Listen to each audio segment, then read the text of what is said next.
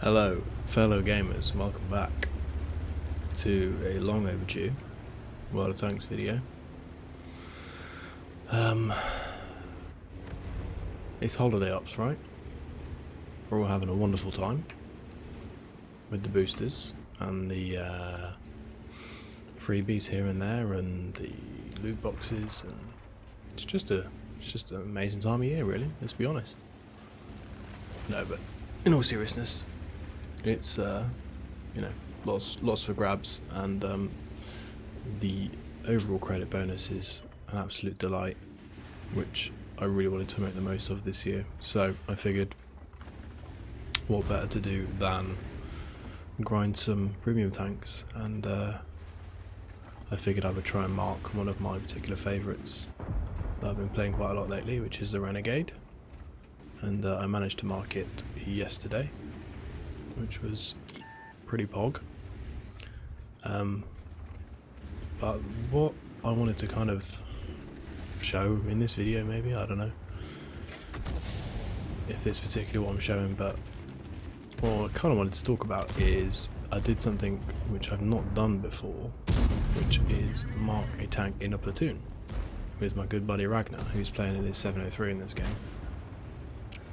And I've always kind of been of the impression, or of the opinion, whatever you want to call it, that marking a platoon is kind of disadvantageous, because especially if you're a fairly competent player and you're platooning with another competent player, you're likely to end up competing for damage, especially if you're both playing the same kind of tank. And obviously Ragnar and I are both playing heavy tanks, we're both in the city here, rolling it out. But I quite quickly realised that platooning has huge benefits if you want to play the marks as well.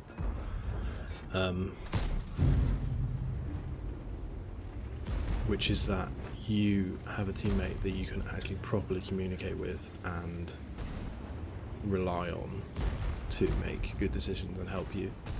Which, let's be honest, I'm sure most of us know that you can't really rely on a lot of randoms players to do this kind of thing. So that's kind of what I wanted to show with this replay, because frankly Ragnar and I have to absolutely dogfight our way out of a shit show of a scenario in the city here. So this is basically where it starts to get bad. So you'll see that Ragnar moves up to this corner to side scrape because the enemies are making a lot of pressure. We don't really have anybody able to control that corner very well.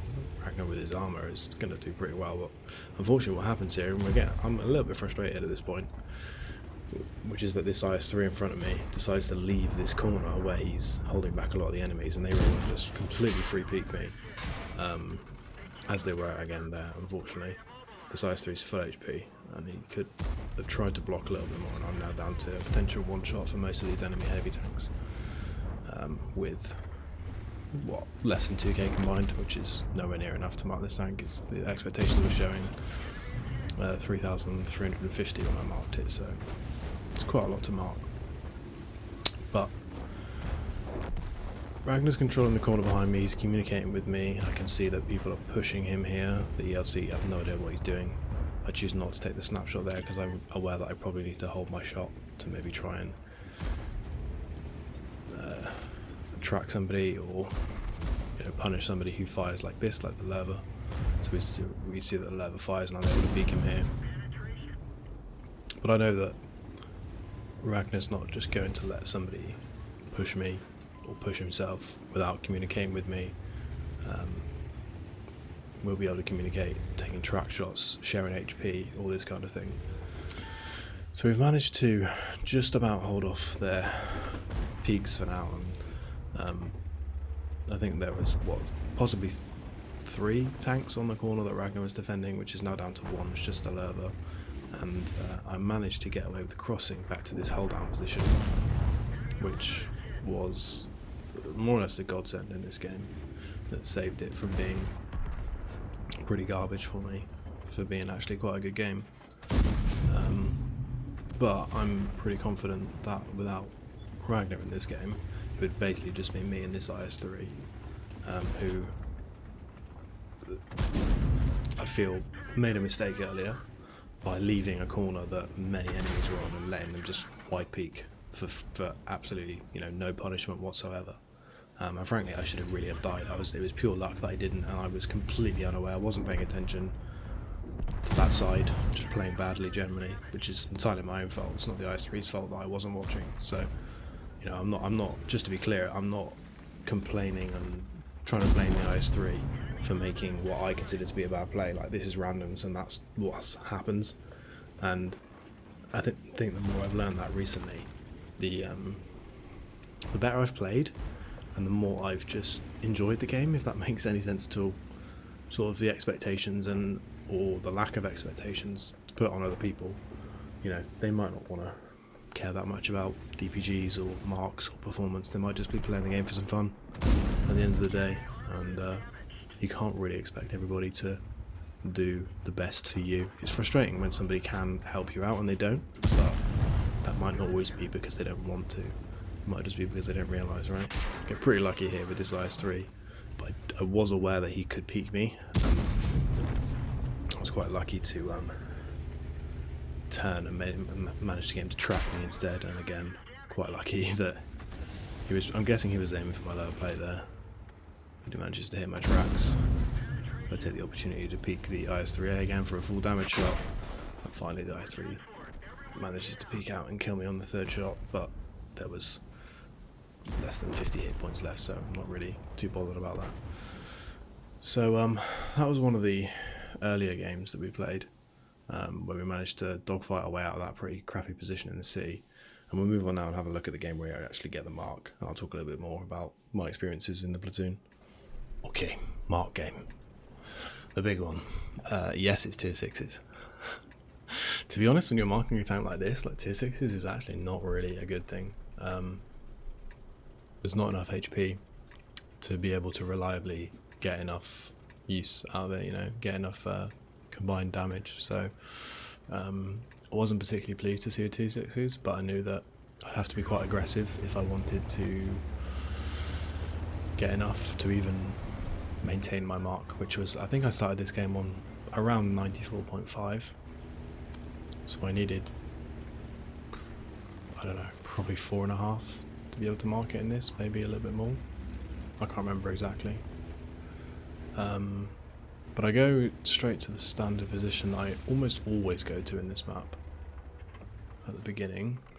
I managed to track the Super Chaffee and then probably bump Ragnar to the point where he misses. Some excellent platoon work there.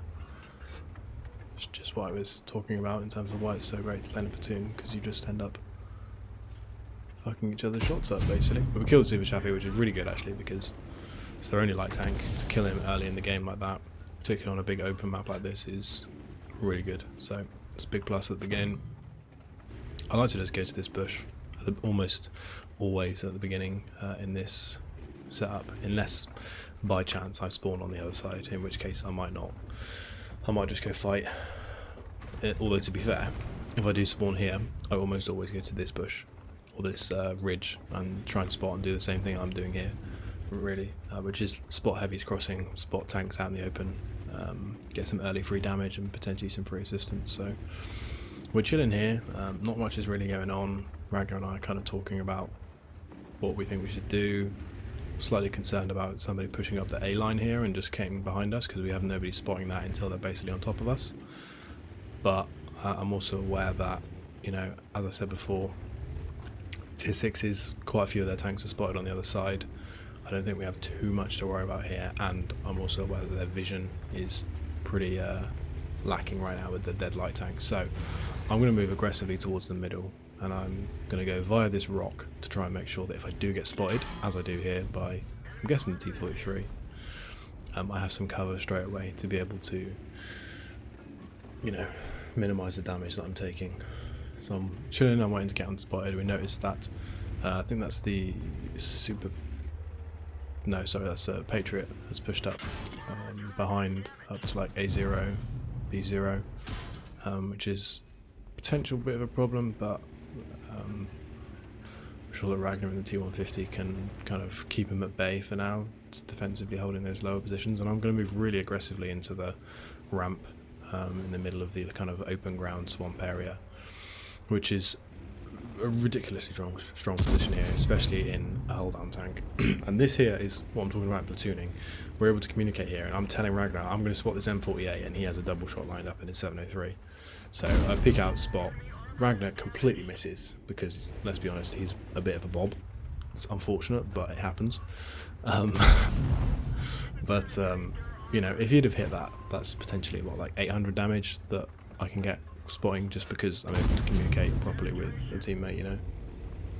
Some people might look at it and sort of think, oh, well, you're kind of rigging that way, if you can even call it that. It's not rigging, is it? But it's just making it easier for yourself. But I don't know, look at it how you want. Ignore my aiming here, by the way. I honestly barely ever meet this tank in randoms, the M48 Round Panzer, whatever it's called, and I have no idea how to pen it because it doesn't seem logical to me. Nice roll, by the way. That shovel on the front is armor, but it is, and that's a hell of a miss, by the way, as well. Yeah, nice. So this was a great fight, but we do win it in the end, with the help of some teammates. And then I'm in a nice spot here, and this game actually starts turning out to look pretty close. So I'm talking to Ragnar and I'm telling him that I don't have render range on the tanks that have pushed down the 0 line. So I'm telling him basically I can't help him if they push him, and I'm asking him to try and move towards us, but he's telling me he doesn't think he can because he's caught in a pretty nasty crossfire here between the Hellcat, AT-15, wherever he's gone, and obviously the tanks which have now just appeared. So I'm sort of in two minds about what to do, but one thing I do know, and I can be confident about, is that Ragnar's at least going to hold those guys off for a little while because he's full HP. So he's talking to me about whether they're pushing it. He's telling me the Patriot's just gone straight past. It's not even bothered pushing him. So that kind of tells me that I can chill a little bit, and I choose to make a really aggressive push out here just to try and get an angle on the T-34-85 as I do there, and potentially the OI to try and free up that side because I'm aware that our T-34 is on his own against there. I get kind of lucky here to bounce some shots, not really take any damage for it, but you know, as I said before, I'm a tier 8 in a tier 6 game, have to be aggressive and have to try and sacrifice some hit points. Probably it was a risk, particularly with the lack of HP that I had, but I wanted to try and squeeze a bit more use out of it there. But now I'm aware that I really just need to stay alive because this game's really close and there's still loads of hit points left in it, and you know, I'm up to 3.2, so I've basically maintained my mark at this point, and I'm aware that I can definitely get the mark if I play well enough and I'm careful and calm and considered about it, especially in the position I'm in because of all the spotting potential I've got from here as well. So I see that the KV4 is into my render range, and I also am aware that he has got the majority of the HP left on the enemy team. He's got almost half of it himself, so I want to get to a position where I can hit him, and ideally, unfortunately Ragnar goes down here to him, but Ragnar spots him and I'm able to just sit here and basically free farm him whilst he keeps moving around in my line of fire, because it wasn't the best crossfire position, but at least I had somewhat of a crossfire position to when he was peeking Ragnar, and I got 2 shots for free there. So this moves me pretty close to the mark. I think I'm like probably 2 shots away at this point, probably at least 700-800 damage away. So he gets spotted again. I think that must be the T-50 who spots him. T-50-2, the light tank.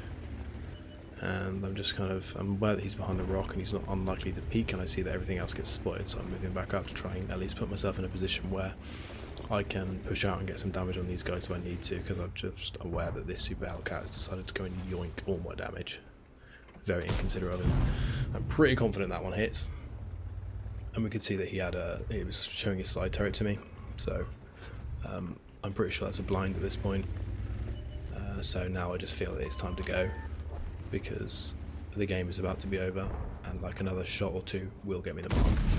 So move up, we spot the RT, full HP RT, we're going to snap him. I'm trying to somewhat angle towards the KV4 because I'm aware that he can probably get a shot on me. He turns his turret again, very kind of him. We kill him, and then we get some spotting I think on this guy, on the AT-15. And at this point my mod shows exactly 95, but I'm confident enough with that blind and potentially some blind spotting that I've got the mark, and it turns out that I have. And we'll show the battle results screen in a sec and sum up the video. Yeah, back in a sec. Okay, so we end that battle with 4.5k damage, 822 assisting, which gets us what, like, pretty sure this assisting is spotting, if I'm not mistaken. There's a little bit of tracking, 744 spotting, so we're talking like what, 5.2, bit over 5.2, which is enough to get us to, I think, 95 point. Let me just double check. 1-3.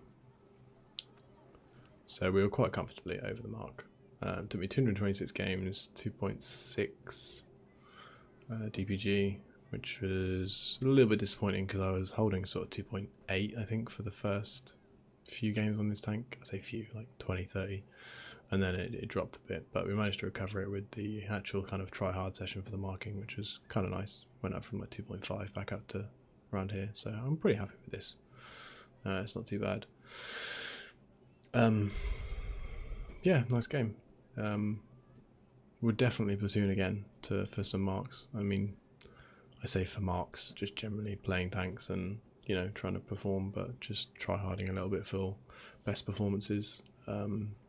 If nothing else, apart from the whole benefits of platooning and being able to communicate and, you know, fight your way out of bad situations or work with each other to maximize tracking and assistance and so on, it just kind of kept me level-headed. Like, marking can be really frustrating when your teams are against you, when the matchmaking's against you, and at least if you're with a friend, you can have a laugh about it and try and, you know, make light of a crappy situation, and obviously try and get the absolute most out of the games that you can as well. So yeah, kind of a misconception I would consider that I used to have, that markings may be bad, or sorry, platoons are maybe bad for marking. So yeah, maybe we'll do it again.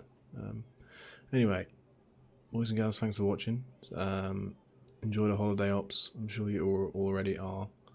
And yeah, get that credit boost going. I think we're nearly up to, we're like 2 decorations away from 47. So we need to, I want 100 mil minimum. Anyway, take it easy. Have a good one and see you soon. Ciao, ciao.